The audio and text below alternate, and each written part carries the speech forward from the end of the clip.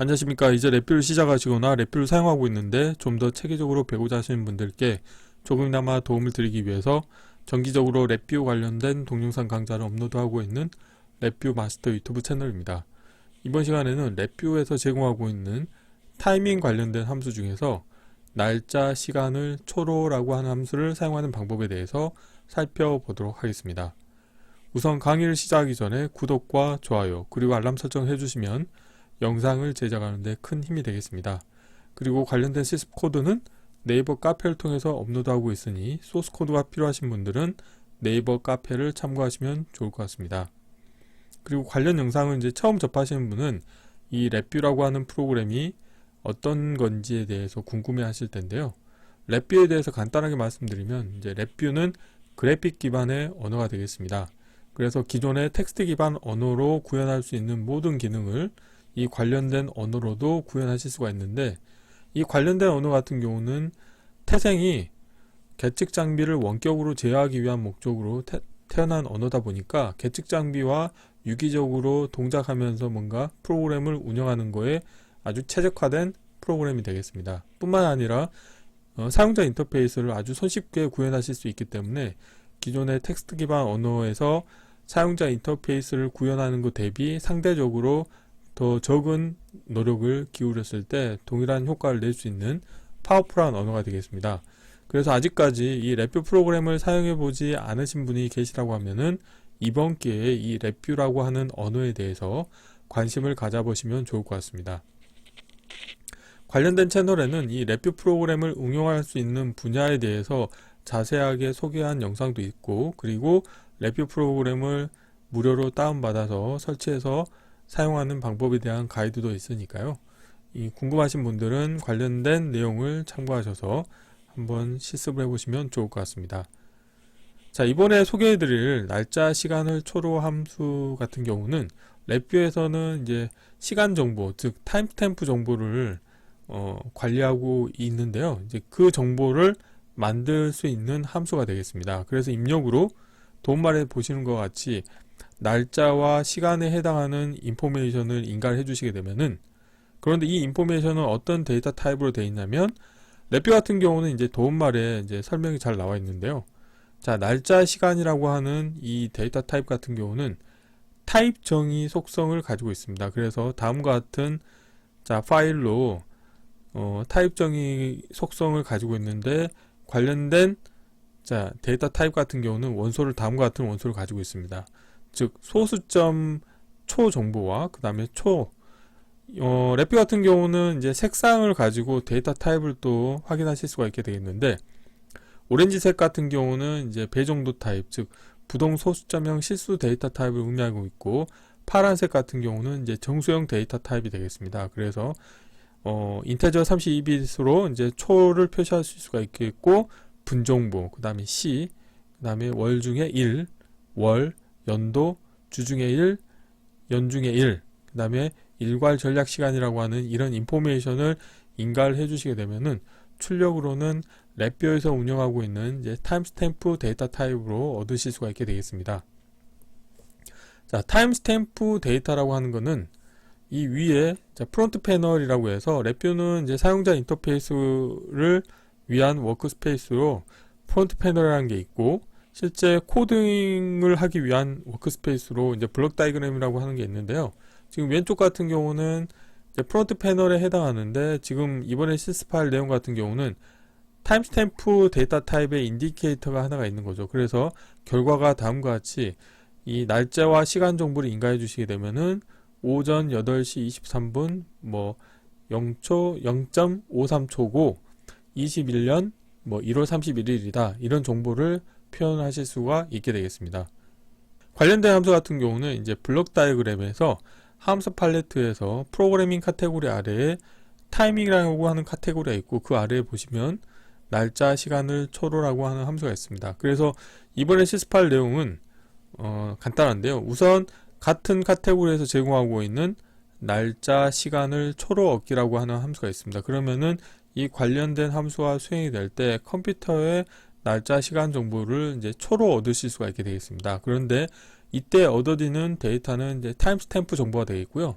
자, 그러면 이 정보를 다시 초를 날짜 시간으로 라고 하는 함수가 있습니다. 그래서 데이터 타입을 다시 변환해 주는 게 있는데, 타임스탬프 정보를 이 날짜 시간에 해당하는 여기는 이제 클러스터라고 합니다. 그러니까 서로 다른 어떤 데이터 타입을 하나의 청크 단위로 묶는 거를 이제 클러스터라고 이야기하는데요. 그래서 시간값의 클러스터 정보를 만드실 수가 있게 되어 있고, 이 정보를 오늘 소개해 드리려고 하는 날짜 시간을 초로라고 하는 함수의 입력으로 인가해 주시게 되면은 현재 관련된 VR가 실행됐을 때의 날짜 시간 정보를 다시 타임스탬프 정보로 변환해서 표시를 해줄 수가 있게 되겠습니다. 자, 이론은 이 정도로 마치겠고요. 간단하게 실습을 진행해 보도록 하겠습니다. 바탕화면에서 새로 만들기 폴더에 날짜 시간을 초로 함수 사용하기라고 하어 있고요.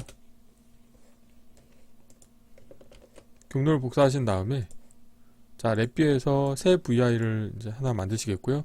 컨트롤 S를 누르신 다음에 경로를 붙여 넣으시겠고요. 테스트할 VI 이름도 동일하게 하겠습니다.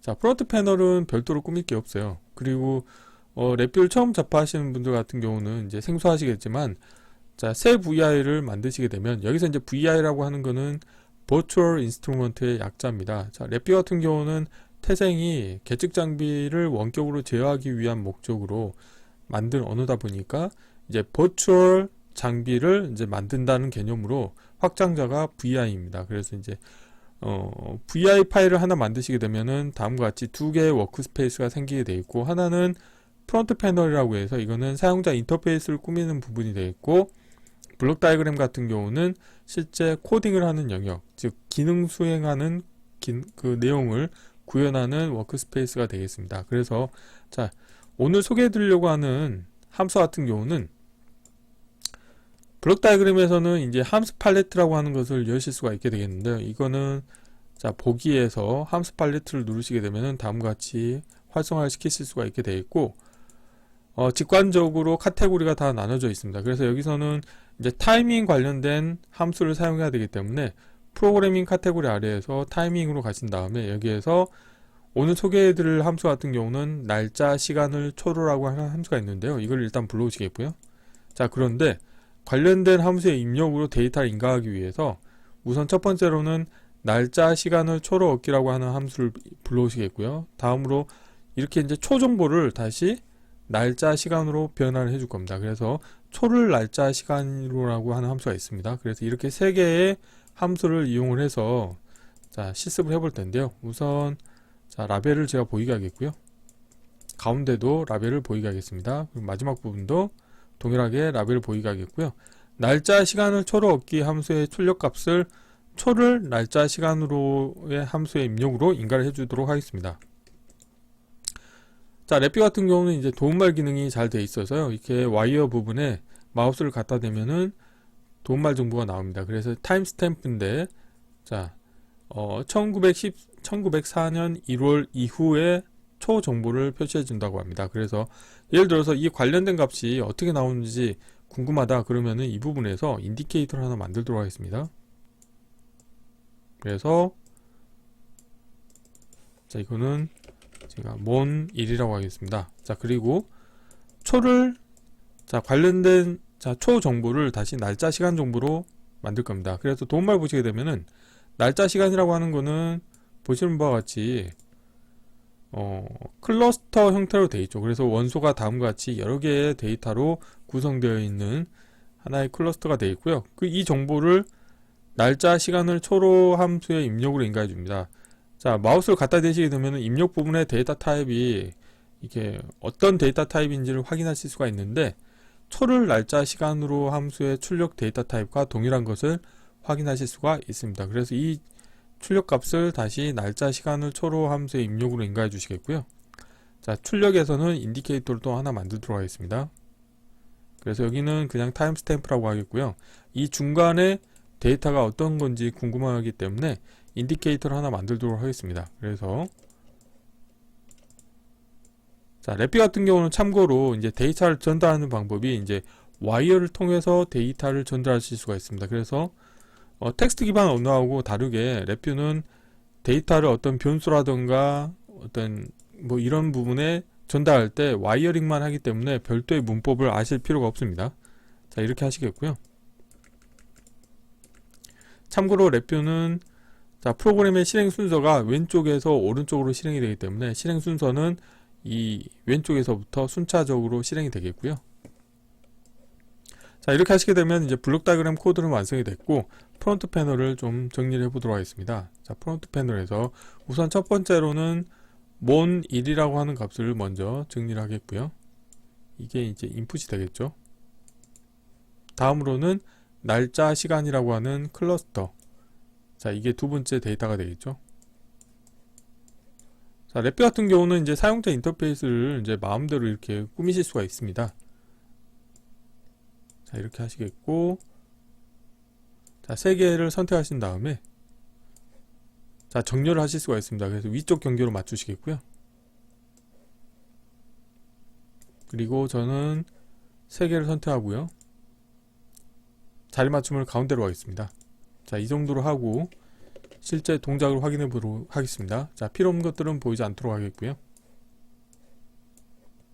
참고로 프론트 패널 같은 경우는 사용자 인터페이스를 꾸미기 위해서 컨트롤 팔레트라는 것을 제공하고 있습니다. 그래서 이 컨트롤 팔레트는 자, 보기에서 컨트롤 팔레트를 누르시게 되면은 다음과 같이 활성화를 시키실 수가 있게 되어 있고요.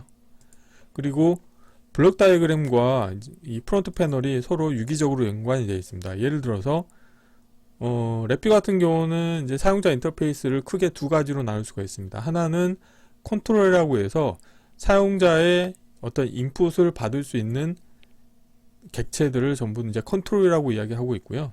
그 다음에 사용자한테 보여주기 위한 용도로 사용하는 것을 통틀어서 인디케이터라고 합니다. 그래서 여기에서는 사용자의 인풋을 받을 수 있는 게 하나도 없기 때문에 이제 컨트롤은 하나도 없고 사용자한테 인포메이션을 보여주기 위한 인디케이터가 지금 3개가 있습니다. 자, 그래서 관련된 인디케이터 같은 경우는 프론트 패널과 블록 다이어그램이 서로 자동으로 매핑이 되어 있습니다. 그래서 예를 들어서 mon1이라고 하는 거는 여기에서 더블 클릭 하시게 되면은 블록 다이어그램에 관련된 매핑된 부분이 이렇게 하이라이트가 되는 것을 확인하실 수가 있습니다. 그래서 랩뷰 같은 경우는 기본적으로 사용자 인터페이스를 만드시게 되면은 블록 다이어그램에 동일한 매핑된 내용이 자동으로 생성이 됩니다. 그래서 자, 예를 들어서 날짜 시간과 관련된 부분을 블록 다이어그램에서 더블 클릭하시게 되면은 프론트 패널이 이렇게 하이라이트가 되겠고요.